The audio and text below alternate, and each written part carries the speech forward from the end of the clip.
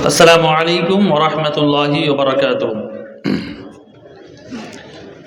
إن الحمد لله نحمده ونستعينه ونستغفره ونعوذ بالله من شرور أنفسنا ومن سيئات أعمالنا. من يهده الله فلا مضل له ومن يضلل فلا هادي له. وأشهد أن لا إله إلا الله وحده لا شريك له وأشهد أن محمدا عبده ورسوله. أما بعد، فإن خير الحديث كتاب الله وخير الهدي هدي محمد صلى الله عليه وسلم وشر الأمور محدثاتها وكل محدثة بدعة وكل بدعة ضلالة وكل ضلالة في النار. قال الله تبارك وتعالى في القرآن المجيد: إذا قرأت القرآن فاستعذ بالله من الشيطان الرجيم. فأعوذ بالله من الشيطان الرجيم. بسم الله الرحمن الرحيم. يا أيها الذين آمنوا قوا أنفسكم وأهليكم نارا وقودها الناس والحجارة عليها ملائكة غلاظ شداد لا يعصون الله ما أمرهم ويفعلون ما يؤمرون. وقال النبي صلى الله عليه وسلم: ما من مولود يولد على الفطرة فأبواه يهودانه أو ينصرانه أو يمجسانه. উপস্থিত সম্মানিত দিন দরদি ইসলামী ভাইরা ও পর্দার আড়ালে মা ও বোনেরা, প্রশংসা মাত্রই মহান আল্লাহ সুবহানাহু ওয়া তাআলার জন্য, যিনি আমাদের সকলকে সৃষ্টি করেছেন এবং অসংখ্য নিয়ামত দ্বারা এই পৃথিবীর বুকে তিনি আমাদেরকে জীবিত রেখেছেন এবং যখন তার ইচ্ছা হবে আমাদেরকে এই পৃথিবী থেকে তুলে নেবেন একে একে, আবার তার যখন ইচ্ছা হবে এই পৃথিবীকে তিনি ধ্বংস করে দেবেন, নিস্তানাবুদ করে দেবেন। সেই মহান আল্লাহ সুবহানাহু ওয়া তাআলার জন্য আমরা সকলেই তার দরবারে শুকরিয়া জানাবো, আলহামদুলিল্লাহ। অতঃপর লাখো কোটি সালাম এবং দরুদ বর্ষিত হোক নবীদের শেষ নবী, নবীকুলের শিরোমণি, আমার আপনার প্রিয় নবী মুহাম্মদুর রাসূলুল্লাহ সাল্লাল্লাহু আলাইহি ওয়াসাল্লামের প্রতি, যিনি দ্বীনে ইসলামকে অনেক মেহনত করে, অনেক পরিশ্রম করে আমাদের সম্মুখে এক প্রজন্মের পর পরবর্তী প্রজন্ম, এইভাবেই প্রজন্মের পর প্রজন্ম দিন ইসলামকে আমাদের জন্য ছেড়ে গেছেন। তাই জন্য সেই মহামানবের প্রতি আমরা আরেকবার ছোট্ট করে দরুদ পাঠ করব, আল্লাহুম্মা সাল্লি আলাইহি আল্লাহুম্মা বারিক আলাইহি। সম্মানিত শ্রোতা মণ্ডলী, আজকের যে আলোচ্য বিষয় সেটি হচ্ছে সন্তান লালন পালনে মা বাবার ভূমিকা। এই বিষয়টি হচ্ছে এত গুরুত্বপূর্ণ বিষয়, এত গুরুত্বপূর্ণ বিষয় যে বলে বোঝানো যাবে না, ভাষায় প্রকাশ করা যাবে না এবং লিখেও বোঝানো যাবে না। এই জিনিসটা বিষয়টা উপলব্ধি করার বিষয়। কারণ পৃথিবীতে প্রতিটি মানুষ চায় যে তার সন্তান ভালো হোক। প্রতিটি মুসলমান চায় বিশেষ করে তার সন্তান নামাজি হোক, তার সন্তান বিভিন্ন ইবাদতগুলো করুক, তার সন্তান নম্র ভদ্র হোক, তার সন্তান বিভিন্ন কুকর্ম এবং অসামাজিক কর্ম থেকে, অপসংস্কৃতি থেকে, অসামাজিক কার্যক্রিয়াদি থেকে দূরে থাকুক। পৃথিবীতে এমন মানুষ যে ধরেন একজন মাতাল, যে একজন সুদখোর, যে একজন জেনাখোর, তারও ইচ্ছা হয় যে তার শিশু ভালো হোক। কারণ বাবা মার অন্তরটা আল্লাহ রাব্বুল আলামিন সেইভাবে সৃষ্টি করেছেন। সে হাজার নিজে খারাপ হোক না কেন, সে চাইবেই যে আমি যা হয়েছি আমার সন্তান যেন খারাপ না হোক। চাইবে কি চাইবে না বলুন? প্রত্যেকে চাই। একজন মাতালও যদি হয়, আমরা তো যেখানে সমাজে থাকি অনেকগুলো মাতালও দেখতে পাই, জুয়াখোর, মদখোর সবই দেখতে পাই। কি একজন মদখোর, সেও চায় যে তার সন্তান মদখোর আমার মতো মদখোর না হোক। চাইবে কি না? একদম বাস্তব কথা। অনেক মানুষ এমন আছে যে আমাদের পাড়ার মধ্যে আমরা যে দর্জি সমাজে থাকি আমরা দেখি, একটা উদাহরণ দিয়ে জিনিসটা বোঝাচ্ছি, যে অনেক যারা খুব মেহনত পরিশ্রম করে, বড় ওস্তাদ, যাদের অনেক টাকা কোটি কোটি টাকার ব্যবসা, যাদের ব্যবসা নিয়ে পাড়ার অনেক এমন থাকে মদমাতারের লোকের গোছের লোকেরা, তারা আফসোস করে যে ওদের মতো কি আমাদের পয়সা আছে, ওদের মতো কি আমার আছে, নানান একটা কথা বলতে থাকে। কিন্তু এর গোড়ায় যে সমস্যাটা, সেই ব্যক্তি সেই পরিমাণ মেহনত করে না। একজন অর্থবিত্ত মানুষ, তাকে সারাদিন তার ব্যবসায় ব্যস্ত থাকতে হয়, তাকে সারাদিন তার ব্যবসায় সময় দিতে হয়, এত ব্যস্ত থাকতে হয়, তবেই সেই কষ্টের মেহনতের পয়সা আসে। কিন্তু একটা মানুষ সারাদিন রুজি রুটি চিন্তা ভাবনা না করে, লোকের গীবত সমালোচনা করে, অপরের ক্ষতির প্ল্যান পরিকল্পনা করে, কার কখন বাড়ি হচ্ছে তখন গোজা দিয়ে পুলিশের কাছে 2-4 টাকা নজরানা নেবে, খরচা নেবে, সেই চিন্তা ভাবনা করে, সে যদি ভাবে আমি বিরাট বড় ব্যবসা চালাবো, ব্যবসা পরিচালনা করব, হবে কি? ইম্পসিবল। ঠিক তেমনি, এটা একটা উদাহরণ দিলাম এটা বোঝার জন্য। ঠিক তেমনি কোনো ব্যক্তি হাজার সে চাক না কেন যে তার সন্তান একজন ভালো আলেম হবে, ভালো কারি হবে, ভালো মৌলানা হবে, বা ভালো ব্যবসায়ী হবে, বা ভালো শিক্ষক হবে, ভালো ইঞ্জিনিয়ার হবে, ভালো ডাক্তার হবে, এগুলো খেয়ালি পোলাও নয়, এগুলো কল্পনা নয় যে আপনি ভেবে নিলেন আর জাস্ট ইমেজিন। যেমন আল্লাহ তাআলা বলতেন কুন ফায়াকুন, তো হয়ে যাও, তো হয়ে যাবে। মানুষের জন্য তো নয়, এটা আল্লাহ তাআলার বিধান। কোনো বস্তুকে বলতো কুন ফায়াকুন, হয়ে যাও, তো হয়ে যাবে। আমরা মানুষ, আমাদের জন্য কি এগুলো সম্ভব যে আমি চাইলাম আমার ছেলে ভালো হয়ে যাবে, আমার সন্তান ভালো হয়ে যাবে, তো ভালো হয়ে যাবে? কোনোদিন না। তার জন্য দরকার কি? প্রচুর পরিশ্রম, তার জন্য দরকার প্রচুর মেহনত।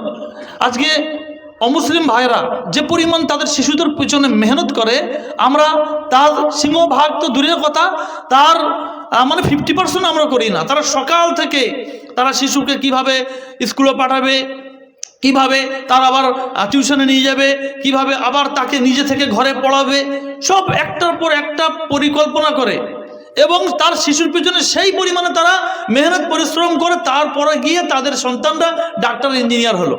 দুনিয়াবি ক্ষেত্রে উদাহরণ কথা বলছি এটা। এত মেহনত করার পরে, এবং আমাদের মুসলিমদের মধ্যেও দেখুন যারা ডাক্তার ইঞ্জিনিয়ার হচ্ছে, দেখুন তাদের পুরো ডেলি রুটিন একবার চিন্তা করুন, চেক করুন, তার বাবা মারা তার ছেলেদের জন্য কি পরিমাণ মেহনত করে।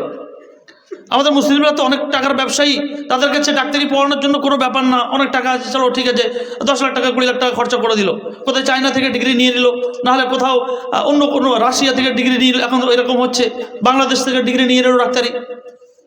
টাকা থাকলে ওস্তাকার ভাইদের জন্য খুব সহজ।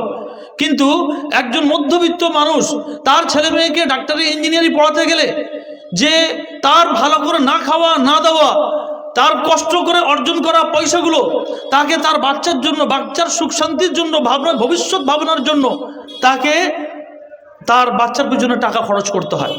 একটা মানুষ বেশিরভাগ ওস্তাকার আমি দেখেছি বা আমার উপলব্ধি আছে যে যারা গ্রাউন্ড লেভেল থেকে আসে, মানে অভাব দরিদ্রতা কাটিয়ে যারা বড় ওস্তাকার হয়, তো সেই বেচারা তার 50-55 বছরে গিয়ে সে একটা বাড়ি করে, আর তার সন্তানরা অ্যাকচুয়ালি সেটাকে ভোগ করে। এটা আমার উপলব্ধি, আমি দেখেছি।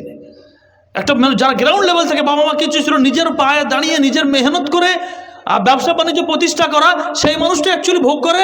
সেই 55 বছর পরে গিয়ে একটা বাড়ি করলো, 10 বছর ভোগ করলো, তারপরে তার আওলাদরা ভোগ করে। তাহলে একজন মানুষ সে পরিকল্পনা করে না আমাকে বাড়ি ঘর করতে হবে, না আমাকে একটু জায়গা কিনতে হবে, আমাকে ফারাগত হতে হবে, কত চিন্তা পরিকল্পনা করে সেই লোকটা না খেয়ে পয়সা জমিয়ে একটু দুটো সন্তোষপুরের দিকে, একটু অন্যদিকে 1 কাঠা 2 কাঠা জমি কিনে একটু কারখানা করে একটু ফারাগত হওয়ার চেষ্টা করে, একটু প্রশস্ত হওয়ার চেষ্টা করে, তবে গিয়ে একটা লাইফের ফলাফল পায়।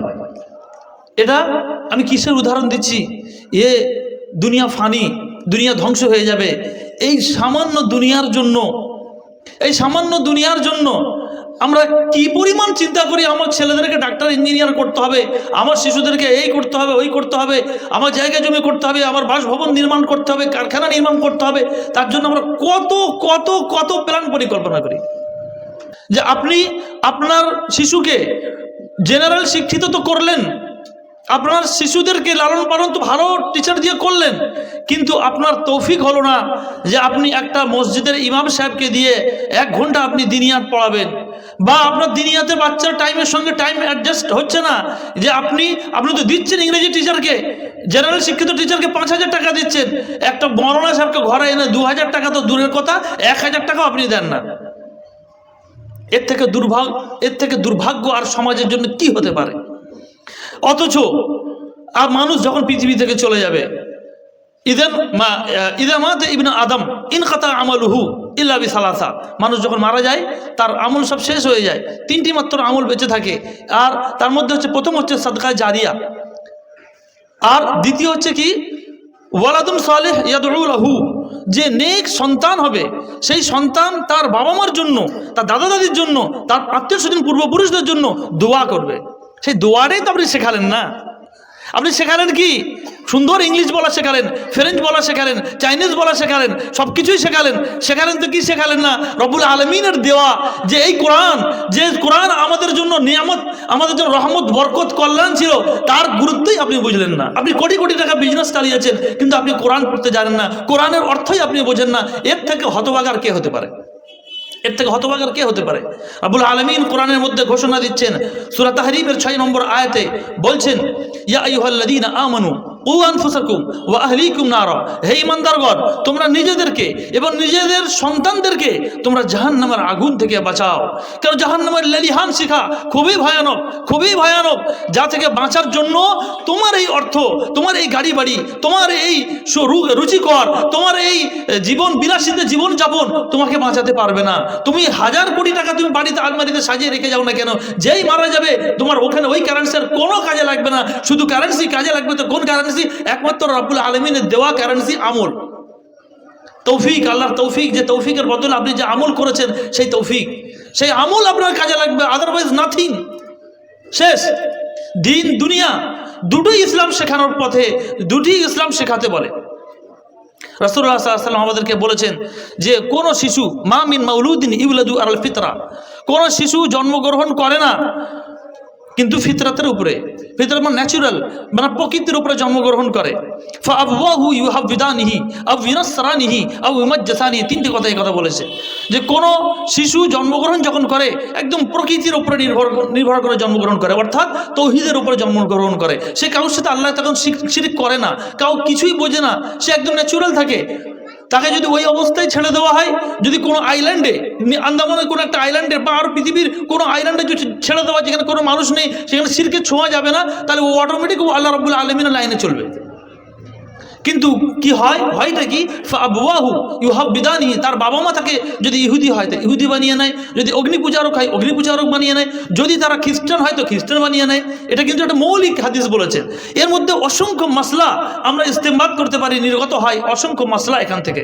তার মানে কি বোঝাচ্ছে এটা, যে বাবা মায়ের যেটা মূল কায়দা, মূল নীতি যেটা বার হয়ে আসে, যে বাবা মায়ের প্রভাব শিশুদের উপরে ওইটাই হয় যেটা বাবা মা যেটা চিন্তা ভাবনা করে, বাবা মা যেটা কাজ করে, সেই কাজ তার শিশুদের উপরে নির্ভর করে, তার শিশুদের উপরে সে আচরণ চলে আসে। যদি আমাদের ওস্তাকার ভাইরা ধরে আইফোন 1.5 লাখ টাকা আইফোন, এই জেদ করলো ছেলেকে, যাও আইফোন কিনে নিয়ে আসো, বাস শুরু হয়ে গেল, তার আখলাক বিগড়ে যাওয়া শুরু হলো। অথচ দেখুন আফ্রিদির একটা ইন্টারভিউ বার হয়েছে, সেই শাহিদ আফ্রিদি পাকিস্তানের, ওর মেয়েদের বিয়ে না হওয়া পর্যন্ত হাতে মোবাইলই দেয়, ঘরে ল্যাপটপ কিনে দিতে হবে, কম্পিউটার কিনে দিতে হবে, যে তুমি যা শেখার আমার সামনে শেখো, সিসিটিভি ক্যামেরা নজরদারিতে রাখতে হবে, যেন কোনো প্রকার মোবাইলের মিস ইউজ না করতে পারে। শিশুকে লালন পালন করার জন্য বলছি না যে কি পরিমাণ পরিশ্রম করতে হবে, তবে একটি শিশু একদম প্রকৃত শিশু পরিণত হবে, নাহলে কি হবে, আমাদের ভাষায় ছেলেটা শয়তান তৈরি হয়েছে, ছেলেটা একদম জানোয়ার তৈরি হয়েছে বলি না আমরা। তো এই শয়তান জানোয়ার মানে কি, মানে আপনি তো তার আচরণটা শুরু থেকে লক্ষ্য করেননি, তাকে যে তালিম দেওয়ার কথা, যে শিক্ষা দেওয়ার কথা, সেই শিক্ষা কিন্তু আপনি তাকে দেননি। আমরা হচ্ছি শেষ নবী, প্রিয় নবী মুহাম্মদ রাসূলুল্লাহ সাল্লাল্লাহু আলাইহি ওয়াসাল্লামের উম্মত। আমরা ভাগ্যবান, আমাদেরকে খায়রে উম্মত বলা হয়েছে। ইহুদি খ্রিস্টান ইহুদিদেরকে সেই সময় তাদেরকে অন্যান্য জাতির উপর অগ্রাধিকার দেওয়া হয়েছিল, খ্রিস্টানদেরকে সেই সময় অন্যান্য জাতির উপর অগ্রাধিকার দেওয়া হয়েছিল, আর আমাদেরকে এই সময়তে লাস্ট জামানাতে আমাদেরকে অন্যান্য জাতির উপর অগ্রাধিকার দেওয়া হয়েছে। তাই জন্য সূরা আল ইমরানে 110 নম্বর আয়াত রাব্বুল আলামিন ঘোষণা দিয়েছেন, কুনতুম খায়রা উম্মাতিন উখরিজাত লিন-নাস, তোমরা হচ্ছে উত্তম জাতি, যে জাতিকে অন্যান্য জাতির জন্য বার করা হয়েছে। শর্ত দুটি, তারপরে বলছে তা'মুরুনা বিল মা'রুফি ওয়া তানহাউনা আনিল মুনকারি, লোকেদেরকে ভালো আদেশ করবে এবং মন্দ কাজ থেকে লোকেদেরকে বাধা দেবে, নিজেও ভালো কাজ করবে, অন্যদেরকেও ভালো করার আদেশ দেবে, নিজেও মন্দ কাজ থেকে বিরত থাকবে, অন্যদেরকেও মন্দ কাজ থেকে বাধা দেবে। এইটা হচ্ছে ইসলামের শিক্ষা, উম্মতে মুহাম্মাদিয়ার শিক্ষা। আমার বিশাল গাড়ি বাড়ি, আমি কিন্তু দ্বীন ইসলামের প্রতি আমার ভক্তি নেই। কত এরকম ওস্তাকার, আমরা ব্যবসায়ী সূত্রে কত এরকম ওস্তাকারদের সাথে আমাদের পরিচয় হয় যে দ্বীনের বিষয়ে একদম জিরো লেভেলে, অথচ সেই মানুষটা ব্যবসায় মানে বিশাল চালাক চতুর, কিন্তু দুনিয়ার ক্ষেত্রে চালাক চতুর, আর আখিরাতের ক্ষেত্রে একদম জিরো। ইব্রাহিম আলাইহিস সালামের একটা ঘটনা আপনাদের বলি। সূরা বাকারায় ঘটনা এসছে, ওয়াইদ ইবতালা ইব্রাহিমা রব্বুহু বিকালিমাতিন ফাআতাম্মাহুন্না। ইব্রাহিম আলাইহিস সালামকে আল্লাহ তাআলা বিভিন্নভাবে পরীক্ষা নিরীক্ষা করলেন। ওই আগুনে ফেলে দিল নমরুদ, ওই তারপরে ওর বাবার সঙ্গে ঝগড়া, তার কী জন্য? তৌহিদ প্রতিষ্ঠা করার জন্য। সমাজের সঙ্গে ঝগড়া, সমাজটাকে পার করে দিল। বিভিন্ন পরীক্ষা নিরীক্ষা করার পরে আল্লাহ তাআলা যাকে মর্যাদা বুলন্দ করতে চায়, উঁচু করতে চায়, যাকে সম্মান দিতে চায়, আল্লাহ তাআলা তাকে পরীক্ষা করে। যখন সবর ধৈর্য ধারণ করে, তখন আল্লাহ তার মর্যাদাকে বাড়িয়ে দেয়। ইব্রাহিম আলাইহিস সালামকে আল্লাহ তাআলা পরীক্ষা নিরীক্ষা করার পরে যখন তিনি পরীক্ষায় ফার্স্ট অফ দ্য ফার্স্ট হলেন, ফাআতাম্মাহুন্না, তখন আল্লাহ তাআলা ঘোষণা দিচ্ছেন তার ইনাম কি দিচ্ছে? ইন্নী জাইলুকা লিন্নাসি ইমামা। ইব্রাহিম, আমি তোমাকে মানব জাতির জন্য ইমাম বানাবো। ইব্রাহিম আলাইহিস সালাম তো খুশিতে আত্মহারা। নিশ্চয়ই একটা সারা বিশ্ববাসী আমার নাম। সেখানে তখন ইন্টারনেট কি ছিল না, তখন মানুষ যোগাযোগ ব্যবস্থাই ছিল না। ওই পাড়ায় কি হচ্ছে এই পাড়ার কোনো খবর নেই। আর এখন যুগে আমেরিকায় কি হচ্ছে আপনি বসে বসে লাইভ দেখে নিতে পারছেন। কোথায় সে ইব্রাহিম আলাইহিস সালাম? হজ করতে যাবেন, মক্কায় যাবেন, মদিনা যাবেন, আপনি দেখবেন যে ধুধু ময়দান। মক্কার বাসাতে যখন চাপছি মদিনার জন্য, খালি চোখ দিয়ে পানি বেরোচ্ছে। ইয়া আল্লাহ, এই একটা ধুধু ময়দান থেকে আমাদের প্রিয় হাবিব বার হলেন, আর যার জন্য আমরা পাগল, যার জন্যই যার প্রাণপণ আমরা পাগল, সেই মানুষটা এইখান থেকে এই ধুধু ময়দান এইদিকে দেখি তো কয়েকশো কিলোমিটার ফাঁকা। রিয়াদের যখন বুলেট ট্রেনে যাচ্ছি তখন দেখছি কয়েকশো কিলোমিটার এইদিকে ফাঁকা, এইদিকেও ফাঁকা। এই ফাঁকা ধুধু ময়দানে আমাদের প্রিয় হাবিব এসেছিলেন।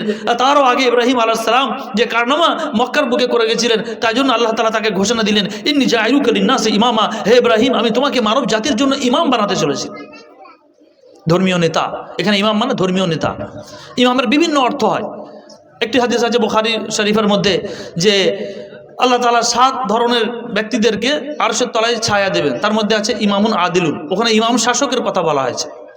আচ্ছা, আবার কোরআনের মধ্যে সূরা ইসরার মধ্যে, যেটা সূরা বনী ইসরাঈল বলা হয়, সেখানে বলা হয়েছে ইয়াউমা নাদউ কুল্লা উনাসিম বিইমামিহিম। প্রতিটি উম্মতকে ডাকা হবে তার ইমামের নাম ধরে। এখানে তাফসীর ইবনে কাসিরের ব্যাখ্যা বলা হয়েছে ইমামের অর্থ হচ্ছে এখানে নামায় আমল। তো ইমামের আলাদা আলাদা ভিন্ন ভিন্ন অর্থ হয়। কথা বোঝা যাচ্ছে? তো ইব্রাহিম আলাইহিস সালামকে আল্লাহ তাআলা সূরা বাকারার মধ্যে ঘোষণা করলেন যে আল্লাহ বলছেন যে আমি তোমাকে মানব জাতির জন্য নেতা বানাবো, ধর্মীয় নেতা। ইব্রাহিম আলাইহিস সালাম খুশিতে আত্মহারা। ইব্রাহিম আলাইহিস সালাম চাইলেন যে এই ফজিলত এত বড়, আল্লাহ আমাকে সম্মান দিচ্ছেন, আল্লাহ রাব্বুল আলামিন আমাকে এত বড় মর্যাদা দান করছেন। তিনি আবার বললেন, হে আল্লাহ, ওমিন যুররিয়াতি, আল্লাহ আমি শুধু একা নয়, আমার আওলাদদের মধ্যেও এই ফজিলত দাও, আমার আওলাদদের মধ্যেও এটা দাও। চেয়ে নিচ্ছেন। চাইবো কার কাছে?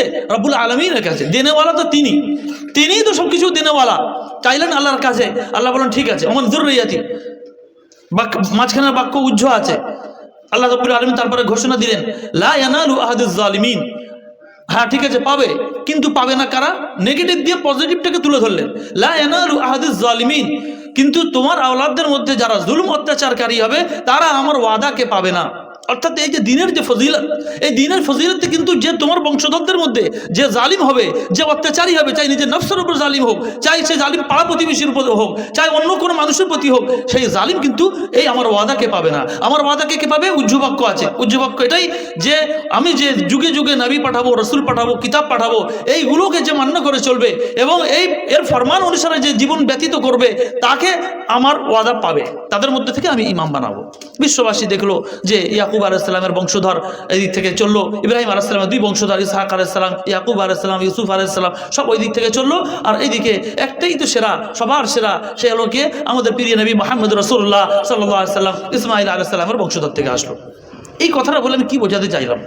এই ঘটনাটা বলে এইটা বোঝাতে চাইলাম যে দিন শিক্ষা অর্জন করা একটি বিরাট ফজিলতের কাজ। দিনের নেতৃত্বে দেওয়া ওই কোটি টাকার ব্যবসার থেকেও 1000 গুণ উত্তম। আপনি যদি আপনার ছেলেকে দিনদার মুত্তাকি বানাতে, আপনার 4টা যদি ছেলে হয়, আপনি 3টে ব্যবসায় লাগান না, কিন্তু একটাকে আপনি আলেম করেন, একটাকে দিনের লাইনে লাগান।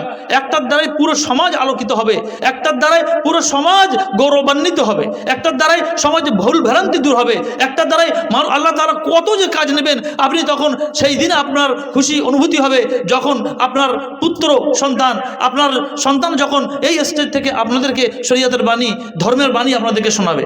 আজকে আমার কি অকাত আছে?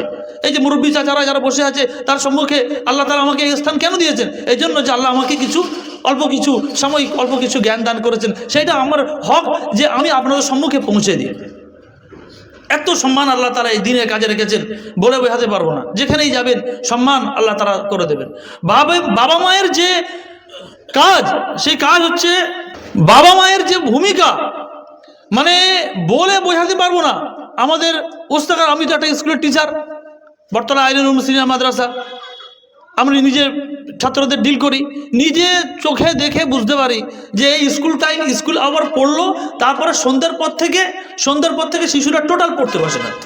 কেউ লোডিংয়ে খেলছে, কেউ ব্যাডমিন্টন খেলছে, কেউ আরও কিছু করছে, মানে পড়াশোনার প্রতি তাদের ধ্যান নেই। তার অন্যতম মূল কারণ হচ্ছে ঘরের গার্জেন ঠিক না। ঘরের গার্জেন ঠিক না হলে শিক্ষা অর্জন হবে না। শিক্ষা হচ্ছে অর্জিত বিষয়, কাসব অর্জন করতে হবে বিষয়। আল্লাহ নিয়ামত দুটো হয়, একটা ওয়াহাবি, একটা হচ্ছে কাসাবি। ওয়াহাবি মানে হচ্ছে আল্লাহ প্রদত্ত, যেটা আল্লাহ অটোমেটিক দেয় মানুষকে, কারণ ব্রেনে আল্লাহ তাআলা অটোমেটিক দেয়। আল্লাহর অসংখ্য নিয়ামত, হাওয়া, দানা, পানি, সব আল্লাহর এগুলো নিয়ামত, ফ্রি নিয়ামত, খাও, নাশুকরি করো না। আর একটা হচ্ছে কাসাবি, যেটার জন্য একটা শিশুকে, একটা গার্জেনকে, একটা পাড়া প্রতিবেশীকে, যে কেউ ওটা অর্জন করতে চাইলে তাকে মেহনত করতে হবে। আমাদের ইসলাম ধর্ম হচ্ছে মেহনতের ধর্ম। আমাদের ইসলাম ধর্ম অন্যান্য ধর্মের মতো নয় যে একটা পাদ্রীর ছেলেই পাদ্রী হবে, একটা ব্রাহ্মণের ছেলেই ব্রাহ্মণ হবে, তা নয়। এটা আপনার অন্য কেউর ছেলেও দিন শিক্ষা অর্জন করে সে একজন মাওলানা হতে পারে, এটা তার দায়িত্ব। সে যে এই দায়িত্ব পালন করবে, ইব্রাহিম আলাইহিস সালামের ওই দোয়ার অধিকারী হিসাবে। যেহেতু আমরা সবাই গিয়ে মিলবো কোথায়? সেই ইব্রাহিম আলাইহিস সালামতে মিলবো, আমরাও সেই ফজিলত অর্জন করতে পারি। একজন শিশুর জন্য, শিক্ষার জন্য মানুষের সবচেয়ে বেশি প্রয়োজন যে তার লালন পালন করা। তার ছোট্টবেলা থেকে যখন একটা শিশু 5 বছর, 6 বছর, 7 বছর হচ্ছে, তখন থেকেই তাকে তার চরিত্র নিয়ন্ত্রণ করতে হবে। কাকে? তার বাবাকে, তার মাকে নিয়ন্ত্রণ করতে হবে। এবং আরও বলা হয়েছে যে ইমাম গাজ্জালির দুটি ঘটনা উল্লেখ করেছেন তার একটা বিখ্যাত বইতে। তার মধ্যে একটি কথা উল্লেখ করি যে একদিনকার ঘটনা, মানে প্রথম মানুষকে প্ল্যান করতে হবে কখন থেকে, আরও আগে চলে যাচ্ছি। একটা মানুষকে তার শিশু লালন পালন করার জন্য তার প্ল্যান করতে হবে কোন সময়তে? একদম প্রি প্ল্যান। ইসলাম ধর্ম কি চায়?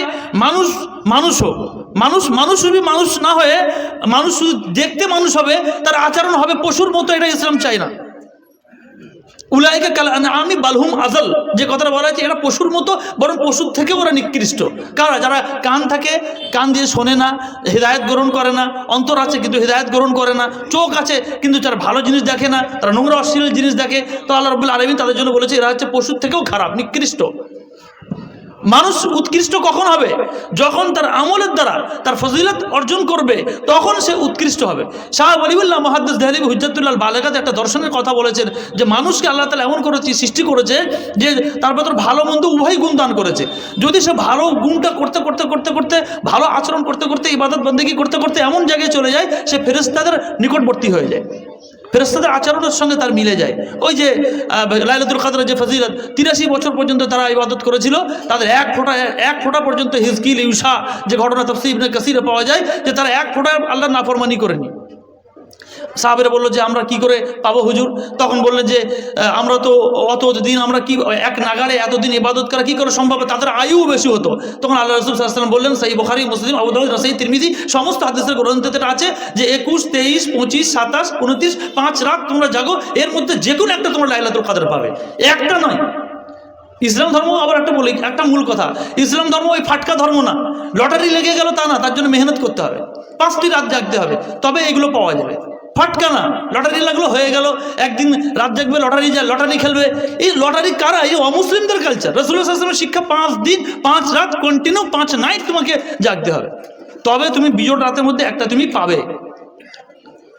যেটা বলতে যাচ্ছিলাম, ইমাম মানুষের মধ্যে যে ফিতরাত, যে প্রথমে হুজ্জাতুল্লাহ বালেগা কথাটা বলেনি, তারপরে ইমাম গাজ্জালির ঘটনাতে আসবো।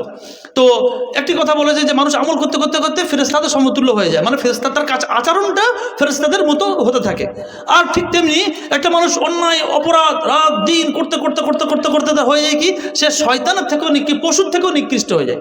বাহিমিয়া, কুওয়াতে বাহিমিয়া বলা হয়েছে ওই হুজ্জাতুল্লাহ বালেগাতে, কুওয়াতে বাহিমিয়া মানে পশুর মতো তার আচরণ হয়ে যায়। এই জন্য আল্লাহ তাআলা কোরআনে বলেছে উলাইকা কাল আনআমি বাল হুম আযাল, এরা পশুর মতো, বরং তার থেকেও নিকৃষ্ট। মানুষকে আল্লাহ তাআলা ইম্মা শাকিরা ওয়া ইম্মা কাফুরা, আল্লাহ তাআলা সব কিছু অধিকার তাকে দিয়েছে। দেওয়ার পরে বলছে তোমার ইচ্ছা, তুমি শাকুর হবে, আল্লাহ শুকরগুজার করবে, নাকি আল্লাহর অস্বীকার করবে, কোনটা তোমার হাতে।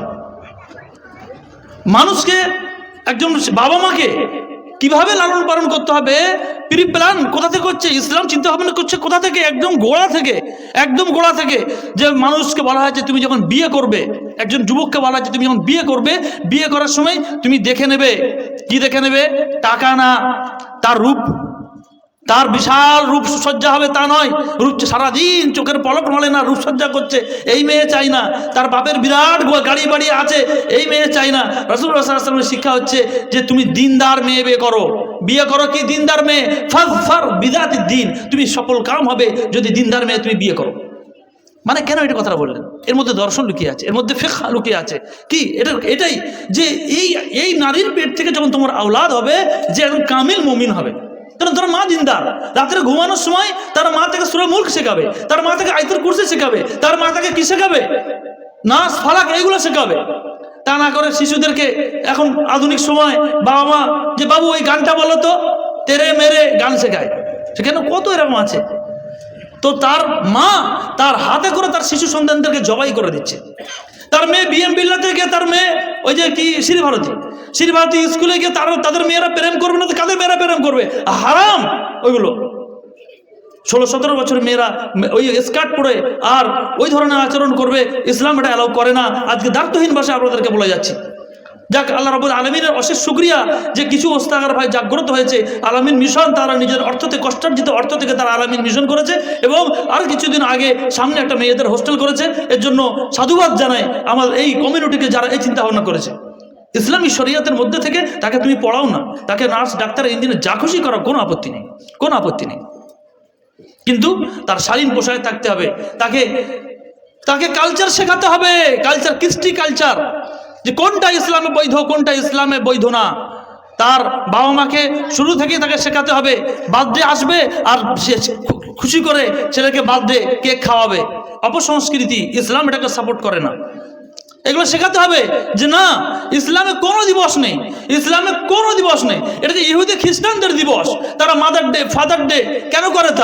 তারা সারা বছর বাবার ধ্যান দেয় না, সারা বছর মায়ের ধ্যান দেয় না। তারা বাবা মাকে হোস্টেলে পাঠিয়ে দেয়, এই যে বুড়োদের যে স্থান হয় সেখানে পাঠিয়ে দেয়। আর পাঠিয়ে দেওয়ার পরে তারা একদিন বাপকে দেখতে গেল, আর মাদার ডে হলো, ওইটাই তাদের ফাদার ডে হলো। কিন্তু আল্লাহ রাব্বুল আলামিন আমাদেরকে ছাড়বেন না, আমাদেরকে এভরিডে মাদার ডে, আমাদের এভরিডে ফাদার ডে, আমাদের এভরিডে চাইল্ড ডে। তোমার শিশুকে, আল্লাহ রাসূল সাল্লাল্লাহু আলাইহি ওয়াসাল্লাম বলেছেন, তুমি তোমার শিশুকে মুরু আওলাদাকুম বিসসালাহ, তোমার শিশুকে তুমি নামাজের আদেশ দাও। ওহুম আবনাউ সাব'a সিনিন, যখন 7 বছর হয় তুমি তখন নামাজের আদেশ দাও। আপনি বলুন 7 বছরের শিশু সে কি কতটাই বুঝবে? সে 7 বছরের শিশু, ওরা কি বুঝবে? ওরা তো গল্প করে, ওরা তো হৈ হুল্লোড় করবে। এটা কেন বললেন? তাকে অভ্যাস করার জন্য। অভ্যাস করতে হবে, তবেই তো সে শিশু মানুষ হবে। রাসূল সাল্লাল্লাহু আলাইহি ওয়াসাল্লাম আবার বললেন, যখন 10 বছর হবে তখন যদি তারা নামাজ না পড়ে তাহলে তাদেরকে মারো। ওয়াজরিবুহুন্না, হাদিসে শব্দ এসছে ওয়াজরিবুহুন্না ওয়াহুম আবনাউ ইসনিন, যখন 10 বছর হয় তখন মারো যদি নামাজ না পড়ে। আবার 13 বছর যদি হয় তখন যদি নামাজ না পড়ে তাহলে ঘর থেকে সরিয়ে দাও, ভয় দেখাও। কারণ ছোট্টবেলা থেকে যদি আপনি নামাজ না পড়ান তাহলে নামাজের অভ্যাস তো হবে না। এত সহজ নামাজ কত ভারী কাজ জানেন? মুসা আলাইহিস সালাম মেরাজের সময় তো মুসা আলাইহিস সালাম কি বলেছিল? মুহাম্মদ কি বলো, এতগুলো নামাজ ফরজ করেছে, এ তোমার উম্মত পারবে না, তুমি যাও কমিয়ে আনো। কমাতে রাসূল সাল্লাল্লাহু আলাইহি ওয়াসাল্লাম বললেন যে আমার আর লজ্জা পাচ্ছে, আমি 5 ওয়াক্তের কমাতে বেশি পারবো না। কেন মুসা আলাইহিস সালাম এটা বললেন? নামাজ পড়া সহজ কাজ নয়, 5 ওয়াক্তে নামাজ পড়া মোটেই সহজ কাজ নয়। এই কাজটাকে সহজ কখন হবে? একটা পিতা মাতাকে খোদ নামাজি হতে হবে, আর তার শিশুকে ছোট্টবেলা থেকে নামাজি রূপে গড়ে তুলতে হবে। তবেই হবে সে কামিল মুমিন, তবেই হবে সে কামিল ঈমানধারী মানুষ। রাসূলুল্লাহ সাল্লাল্লাহু আলাইহি ওয়াসাল্লাম হাদিস এবং তার বাণী এবং আল্লাহর ভালোবাসা, রাসূলের ভালোবাসা যখন তার অন্তরে থাকবে তখন সে ভাববে না, আমার শিশুকে রাসূলুল্লাহ সাল্লাল্লাহু আলাইহি ওয়াসাল্লাম 7 বছরে তুলতে বলেছেন, তার মানে নিশ্চয়ই এর মধ্যে কিছু ভালো জিনিস আছে। ওমর রাদিয়াল্লাহু তাআলা আনহু ঘটনা, যে তিনি তাহাজ্জুদের সময় তার ফ্যামিলিদেরকে তুলে আর মানে তাহাজ্জুদ, ছোট বাচ্চাদের তাহাজ্জুদ থোড়ি ফরজ, এবং তাদের ফরজ নামাজও ফরজ না, যেহেতু যতক্ষণ না তার বালেগ হচ্ছে, 13 বছর হচ্ছে। কিন্তু উমর রাদিয়াল্লাহু তাআলা এত শক্ত ছিলেন যে তিনি ছোট্টবেলা থেকে শিশুদেরকে, তার ফ্যামিলি শিশুদেরকে তিনি মানে ফরজ নামাজের 2 ঘন্টা আগে, 1 ঘন্টা আগে তুলতেন আর তাদেরকে তাহাজ্জুদ পড়াতেন। আর এই আয়াত পাঠ করতেন, ওয়ামুর আহলাকা বিস-সালাতি ওয়াসতাবির আলাইহা লা নাসআলুকা রিজকা নাহনু নারযুকুকা ওয়াল আকিবাতু লিত-তাকওয়া। তোমাদের বাচ্চাদের, শিশুদেরকে নামাজের আদেশ দাও। ওয়াসতাবির আলাইহা শব্দ দেখুন, কোরআনের শব্দ দেখুন, ওয়াসতাবির আলাইহা, এক তো আদেশ দাও আর প্লাস তাতে সবর করো।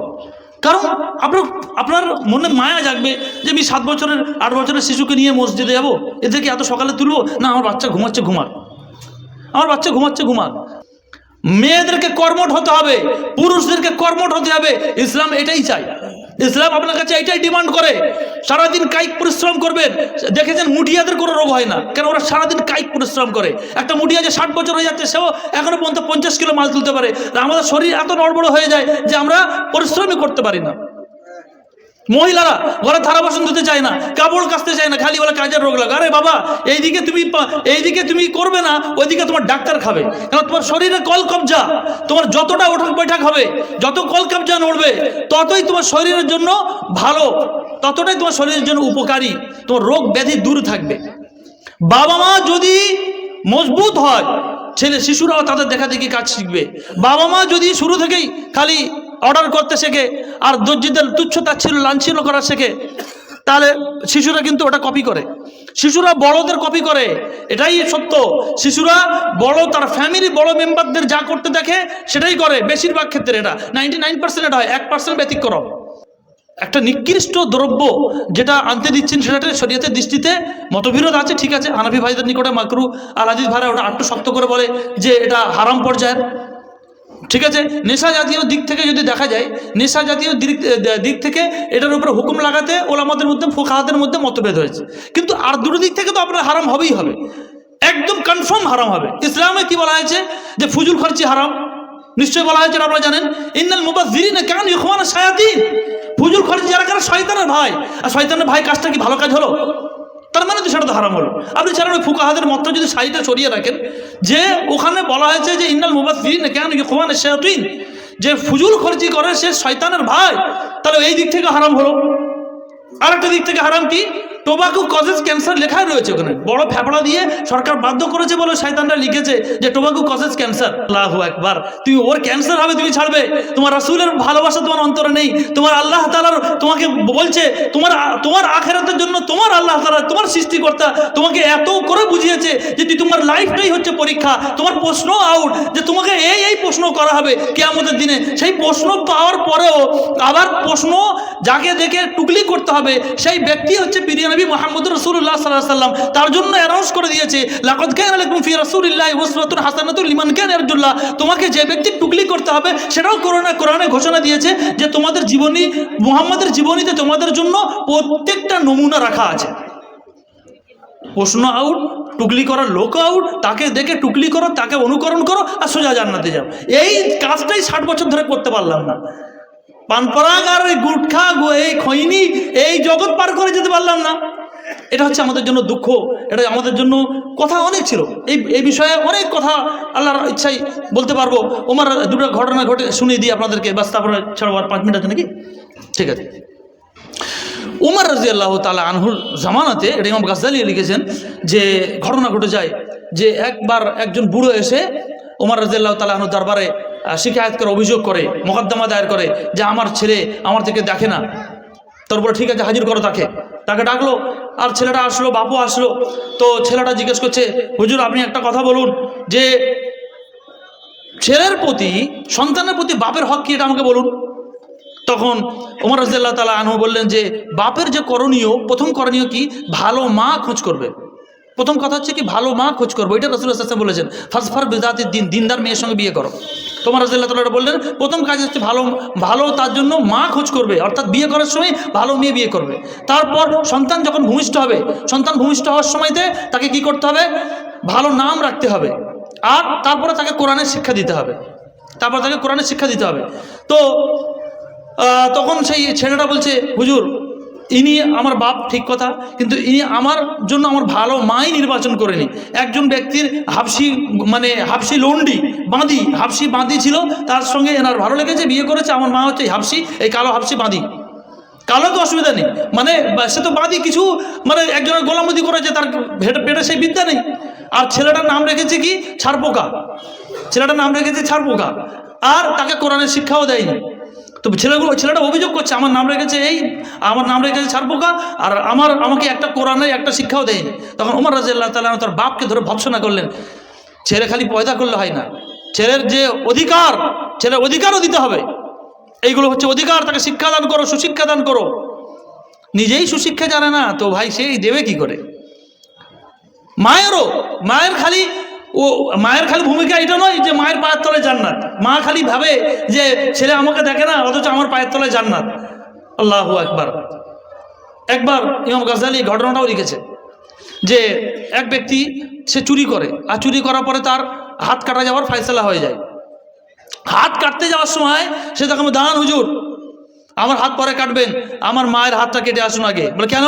বলে আমি যখন সর্বপ্রথম চুরি করি একটা প্রতিবেশীর ঘর থেকে একটা আন্ডা চুরি করে, ডিম, আর তখন আমার মা আমাকে বাধা দেয়নি, তাই জন্য আমার এই দুঃসাহস বাড়তে বাড়তে বাড়তে বাড়তে আজকে শুধু ছোটো মোটো চোর না, আমি মহাচোর হয়ে গেছি। চিন্তা করতে পারুন তাহলে মায়ের শিক্ষা কত বড় শিক্ষা। আজকে আমাদের কি হয়, পাড়া প্রতিবেশীতে যখন ঝগড়া হলে তখন বাপ যদি কর্কশ হয়, মা যদি কর্কশ হয়, মেরে আসতে পারিস না ওটাকে। চিন্তা করুন, এইটা হচ্ছে বিরাট বড় জিনিস। আপনার ছেলেকে এই শিক্ষা দিতে হবে যে ওইসব ছেলেদের সাথে মিশবি না, তুমি ঘরে থাকবে।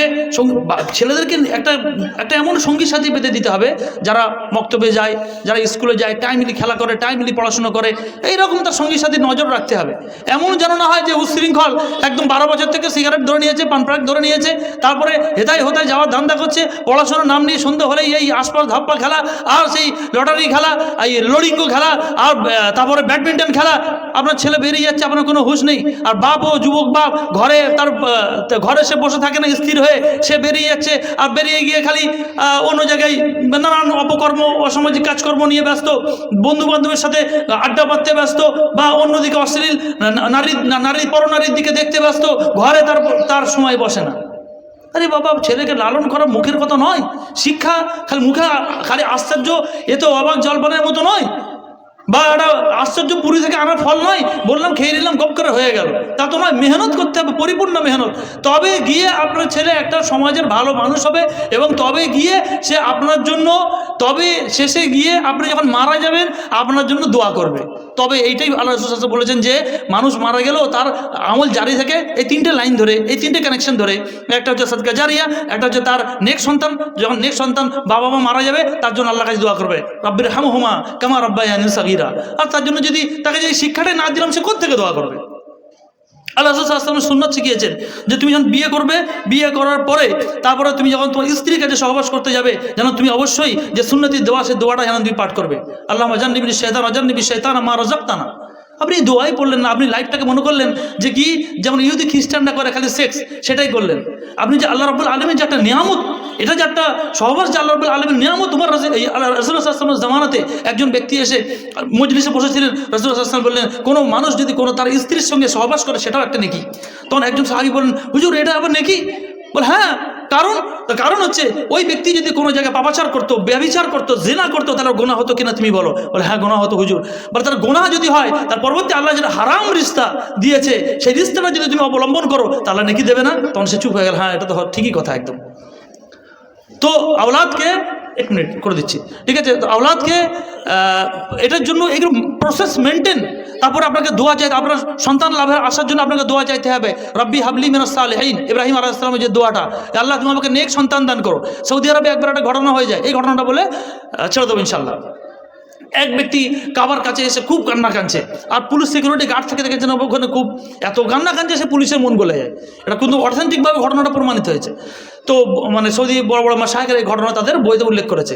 তো এক ব্যক্তি ওই যখন কান্না করছে কাবার সামনে এসে, আর সৌদি একজন পুলিশ গার্ড, সিকিউরিটি গার্ড, সে দেখছে যে একজন বুড়ো খুব কান্না করছে, আর সে তার মন গলে যেতে সে জিজ্ঞেস করলো, বাবাজি আপনি এত কান্না করছেন কেন? বলে আমার একটাও আওলাদ নেই, ওই জন্য আমি আল্লাহর কাছে কাঁদছি, আল্লাহ যেন আমাকে আওলাদ দেয়। সে ব্যক্তি কান্নাকাটা করে চলে গেল। পরবর্তীকালে এসে তার পরবর্তীকালে এসে সে আবার আল্লাহর কাছে আবার সেই একই কান্নাকাটা করছে, সেই রকম কাঁদন। আর সে পুলিশ, সেই সিকিউরিটি গার্ড, সেও হাজির। ভাবছে যে এই বুড়োকেই না আমি দেখেছি, তো বলছে আপনি কি সেই ব্যক্তি যে একবার এসে এরকম কান্নাকাটা করেছিলেন? বলে হ্যাঁ আমি সেই ব্যক্তি। বলে আমিও তো সেই ব্যক্তি যে এখানে ছিলাম। বলে আপনি আবার কাঁদছেন কেন? ওরা আর কি বলবো যে আল্লাহ তাআলা একটা আওলাদ তো দেয়নি, এতদিন দেয়নি, এই আওলাদ যে দিয়েছে যে আমার মাথার উপরে উঠে নাচে, এ আমাকে যা কষ্ট দেয় সে বলে বোঝাতে পারবো না। তার সৌদি পুলিশরা ওদের সিলেবাস যে পড়া হয়, যদি কোনো সময় ডাউনলোড করে দেখেন, ওদের কোরআন শিক্ষা, কোরআন হাদিস শিক্ষা প্রচুর পরিমাণে দেওয়া হয় ওদের পুলিশদেরও, ঠিক আছে? তো ওরা তখন বললো যে আপনি যখন আল্লাহর কাছে দোয়া করছেন শুধু সন্তান কেন চাচ্ছেন? চাইলে কি চাইতে হবে? চাইলে এটা চাইতে হবে যে আল্লাহ আমাকে নেক সন্তান দান করুন, রব্বি হাবলি মিনাস সালিহিন, আল্লাহ আমাকে নেক সন্তান দান করুন। আপনাদের জন্য ওটা শিক্ষা যে আল্লাহ রাব্বুল আলামিন যখন সন্তান লাভের ইচ্ছা হবে, আশা হবে, তখন আল্লাহ রাব্বুল আলামিনের কাছে দোয়া আল্লাহুম্মা জান্নিবনি শাইতান ওয়া জান্নিবি শাইতান মা রাযাকতানা, যে সুন্নতি দোয়াটা শিখে নেবেন, সাথে এই দোয়াটা পড়বেন রব্বি হাবলি মিনাস সালিহিন। তখন নেক সন্তান আল্লাহ যদি রাজি থাকে আপনাকে নেক সন্তান দান করবে। ছেলে মেয়ে কোনো ব্যাপার না, সবই আল্লাহ নিয়ামত। হয়তো কোনো মেয়েও এমন হবে ডাক্তার ইঞ্জিনিয়ার হতে পারে, আপনার সম্মানকে বুলন্দ করে দিতে পারে, হতে পারে। যেন রাজা হাজির হলো, মেয়েটা ডাক্তার হলো, কলম পত্রিকায় অ্যাড হলো, কত সম্মানের বিষয়। ব্যাস খালি দিনদার হতে হবে, এটাই শর্ত। আর যদি আপনার এরকম হয় দিন দুনিয়া যদি সবটা আপনি হাতে পেয়ে যান, শিক্ষাও পেলেন, অর্থও পেলেন, সব কিছু পেলেন, তো এর থেকে বড় আর কি লাভবান হতে পারেন? তো এর জন্য কিন্তু নিজেকে মেহনত করতে হবে, প্রচুর পরিমাণে মেহনত করতে হবে। এই কয়েক কথা বলে এখন কোরআন হাদিসের বহু রেফারেন্স আমি আনতে পারলাম না, দুই তিনটা ঘটনা, দুই তিনটা আয়াত বলে লাস্টে বুখারী শরীফের একটি হাদিস খালি বলে শেষ করে দিচ্ছি। রাসূলুল্লাহ সাল্লাল্লাহু আলাইহি ওয়াসাল্লাম বলছেন, আব্দুল্লাহ ইবনে উমর থেকে বর্ণিত, তিনি বলছেন আলা কুল্লুকুম রাঈন ওয়া কুল্লুকুম মাসউলুন আন রাইয়াতি, জেনে রাখো তোমরা প্রত্যেকেই হচ্ছে দায়িত্ববান, আর প্রত্যেকেই তার দায়িত্ব সম্পর্কে জিজ্ঞাসা করা হবে। সন্তান হচ্ছে আপনার নিয়ামত, এই নিয়ামত সম্পর্কে আপনাকে জিজ্ঞাসা করা হবে। যেমন আল্লাহ রাব্বুল আলামিন আপনাকে জিজ্ঞাসা করবে যে এতগুলো টাকা দিয়েছে কি করেছো? আল্লাহ খেয়েছি, বেড়িয়েছি, টাকা আমোদ করেছি, উড়িয়ে দিয়েছি, দেবে? তখন যাও ধরবে আর একদম জাহান্নামে ফেলে দেবে। সন্তান ও নিয়ামত, সন্তান নিয়ামতটাকে ঠিকমতো করে গুছিয়ে সাজিয়ে রাখতে হবে, এবং তাদের ভবিষ্যৎ শুধু দুনিয়ার ক্ষেত্রে না, আখিরাত যেন তাদের সেজে যায়, তার জন্য নিজেকে আপ্রাণ চেষ্টা চালিয়ে যেতে হবে। নচেত আমাদেরকে সূরা তাহরিমের 6 নম্বর আয়াতের আমাদের সম্মুখীন হতে হবে যে জাহান্নামের আগুন হচ্ছে মানুষ এবং পাথর, সেই জাহান্নাম থেকে আল্লাহ রাব্বুল আলামিন আমাদেরকে বারংবার বাঁচতে বলেছেন এবং বাঁচাতে বলেছেন। পরিশেষে রাব্বুল আলামিনের কাছে দোয়া করি আল্লাহ যেন আমাদের সকলকে নেক সন্তান দান করেন। আল্লাহ রাব্বুল আলামিন আমাদের সকলকে সন্তানের দ্বারা আমাদের মুখ উজ্জ্বল করেন।